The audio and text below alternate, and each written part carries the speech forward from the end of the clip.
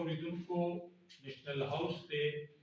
او د دوبیانو هغه پښتنه خاره چې محمد دیان کاکاجي دی چې د عوامي نېشنل پارټۍ صدر دی د دوبیانو او کمپرست رهنما دی او خدای خدمتګار دی د باچا خان د عدم تشدد د فلسفې علمبردار دی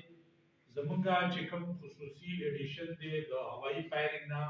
منې شئ هوایي فایرینګ مه کوئ هوایي فایرینګ چې دی نو دا د جانونو زیان ده صدر صاحب د هوایي فایرینګ په حوالې سره څه ویل غواړئ خپل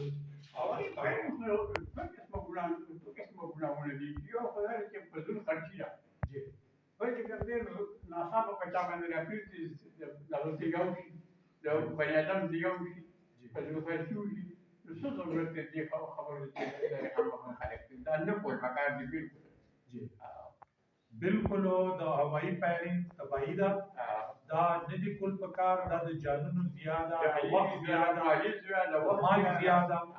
لہذا د صدر صاحب دا اپیل دی ټولو پښتنو ته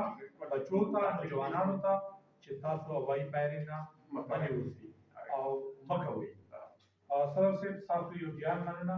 خوشحاله اوسئ آباد اوسئ کتونکو اورېدونکو متحده پرسکرب سره اوسئ